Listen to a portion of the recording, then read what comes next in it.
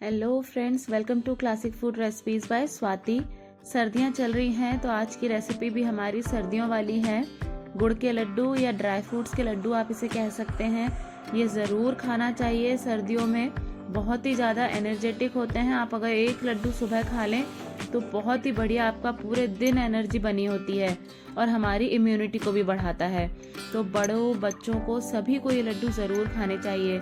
आज मैं इन्हें बनाऊंगी एकदम सिंपल तरीके से। आप इसे कभी भी बना सकते हैं और खाने में बहुत ज़्यादा टेस्टी बनते हैं। इसमें कुछ भी बिगड़ने का नहीं है कि कोई सामान कम ज़्यादा हो जाए, ऐसा कुछ भी नहीं है। आज मैं सुबह ही गई हूँ मार्केट से, सारी चीज़ें लेकर आई हूँ, क्योंकि इसमें कुछ ऐसे मसाले भी चाहिए होते हैं जो नॉर्मली हमारे घर में नहीं होते हैं। मैं तो रखती हूँ वैसे, क्योंकि मैं नॉर्मली भी यूज़ करती हूँ, लेकिन फिर भी कुछ चीज़ें होती हैं जो नहीं होती हैं, तो इसके लिए तो हमें इंग्रेडिएंट्स पहले से ला कर रखने पड़ते हैं। ड्राई फ्रूट्स भी अपने चॉइस के आप डाल सकते हैं, मतलब जितने ज़्यादा हो आप सर्दियों में उतने ज़्यादा ड्राई फ्रूट्स का यूज़ कीजिए। तो इसके लिए यहाँ पर हम घी डाल रहे हैं 2 चम्मच, और बढ़िया घी भी मेरे घर का निकला हुआ घी है, इतना बढ़िया टेस्ट करता है। मैं आपको इसकी रेसिपी बताऊंगी। और इस घी में हमें जो ड्राई फ्रूट्स हैं इनको अच्छे से सेक लेना है।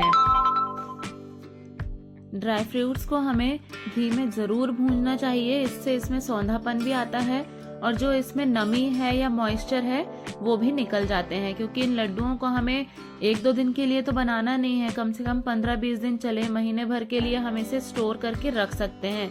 तो इसके लिए ड्राई फ्रूट्स को भूनना बहुत ज़रूरी है। आप चाहें तो इन्हें अगर माइक्रोवेव हो तो उसमें भी रोस्ट कर सकते हैं, लेकिन हम इसमें लड्डुओं में घी डालेंगे तो इसलिए आप इसको अगर घी में भून लेते हैं तो उससे जो इसका टेस्ट है और ज़्यादा बढ़ जाता है। तो अगर आप हेल्थ कॉन्शियस हैं, आपको बहुत ज़्यादा घी वो नहीं चाहिए, तो आप इसे रोस्ट भी कर सकते हैं।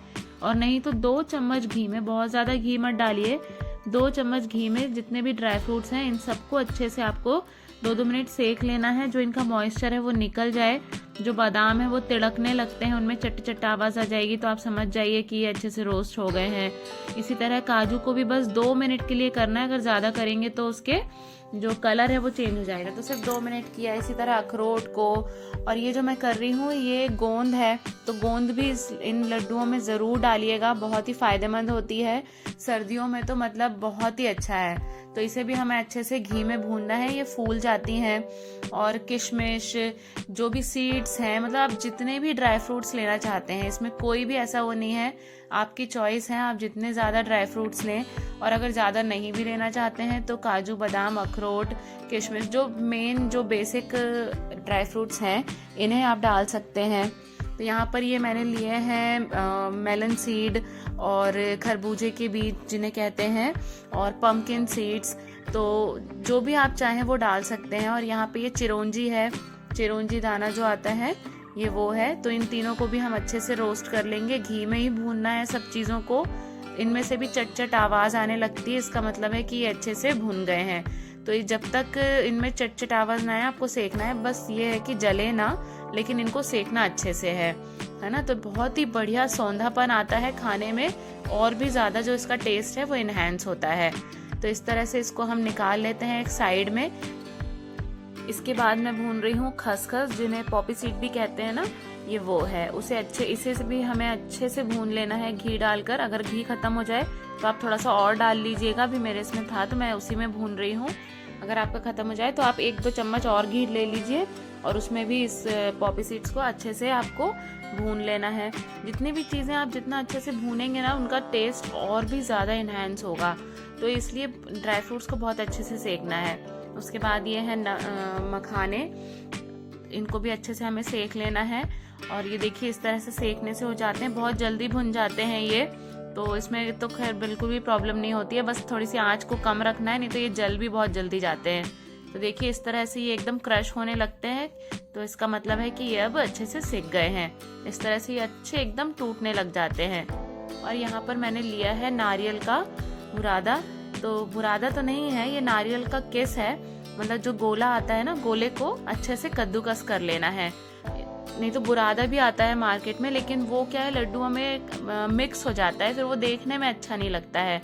मतलब ये वाला अगर आप डालेंगे ना तो जो नज़र आएगा ये देखने में बहुत अच्छा लगता है, और मुंह में भी इसका टेस्ट अलग समझ में आता है कि हाँ आपने नारियल भी डाला है। तो इसके साथ मैंने ये कुछ मसाले लिए हैं। यहाँ पर है लौंग, काली मिर्च, दालचीनी और लैड़ी पीपर। लैड़ी पीपर कहते हैं हमारे यहाँ, तो आपके यहाँ जो भी बोलते हो।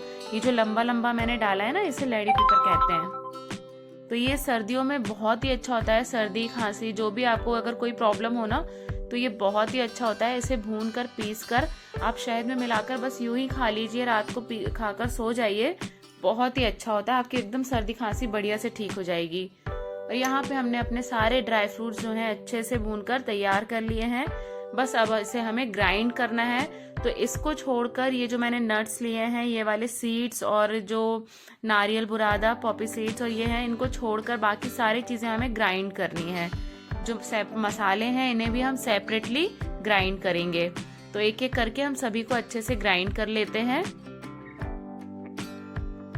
ग्राइंड करने का मतलब एकदम पाउडर नहीं बनाना है, हल्का दरदरा रखना है। जिस तरह से आप देख रहे हैं ना, मैंने बादाम को हल्का दरदरा किया है। तो चर्न करना है एकदम, बहुत ज्यादा हमें पाउडर फॉर्म में नहीं चाहिए है। थोड़ा दरदरा रखेंगे तो मुंह में जब वो छोटे छोटे पीसेस आएंगे तो खाने में भी अच्छा लगेगा। तो इस तरह से हम सारे ड्राई फ्रूट्स को चर्न करके और ग्राइंड कर लेते हैं। अब यहाँ पर मैंने लिया है गुड़, और गुड़ को अच्छे तरीके से मैंने कूट लिया है और सॉफ्ट कर लिया है। जैसे गुड़ आता है ना, तो वो थोड़ा सा हार्ड होता है, लेकिन अगर आप उसको कूट लेंगे ऐसे तो वो अच्छे से सॉफ्ट हो जाता है। एकदम हाथों से ही आप उसको एकदम ऐसे रब करेंगे तो वो एकदम पाउडर जैसा बनने लग जाता है, ऐसे मिक्स होने लग जाता है। और अगर कहीं कहीं हार्ड जिसके टुकड़े आते हैं तो आप उसको घिस लीजिए, या फिर आप चाहें तो उसको मेल्ट भी कर सकते हैं। कढ़ाई में डालकर थोड़ा सा घी डालकर आप उसको मेल्ट भी कर सकते हैं, कोई इशू नहीं है। तो यहाँ पर मैं डाल रही हूँ 2 चम्मच घी। कढ़ाई में फिर से ले रहे हैं और इसमें हम डालेंगे हल्दी। हल्दी भी इन लड्डुओं में बहुत ज्यादा अच्छी लगती है, तो और एंटीसेप्टिक भी होती है और गर्म भी होती है। तो हमें ये सर्दियों में तो जरूर खाना चाहिए। आप इस तरह भी भून कर भी, हल्दी को घी के साथ भून कर दाल चावल के साथ भी खाइए ना, बहुत अच्छा लगता है, बहुत टेस्ट करता है। तो और फायदेमंद तो होती है। तो इस तरह से इसमें हम डालेंगे घी के साथ। और एक चीज मैं आपको बता दूं कि जब भी आप हल्दी भूने तो एकदम नॉर्मल कढ़ाई में, मतलब बहुत ज्यादा गर्म ना हो तो उसमें आप भूने, नहीं तो घी में डालते से ही जो हल्दी है वो जल जाती है। तो इसलिए बहुत ज्यादा गर्म में ना करें, थोड़ा ठंडा करके और फिर उसके बाद उसे भून लें। अब इसमें हम जितना भी हमने ड्राई फ्रूट्स रोस्ट करके रखा है ना, भून के रखे हैं, इन सब को हमें अच्छे से मिक्स करना है गुड़ के साथ। तो ये चम्मच से तो होगा नहीं, आप अच्छे से हाथों को वॉश कर लीजिएगा और वो अच्छे हाथों से ही इसे मिक्स करना है अच्छे से। और ये जितने हमने सीड्स और नारियल का बुरादा और ये जितनी चीजें ली हैं, सारी चीजें हमें मिक्स करना है। जो हमने मसाले पीस के रखे थे वो भी सब कुछ इसमें हम अच्छे से मिक्स करेंगे। तो इसलिए हाथों से अच्छे से मिक्स करना है।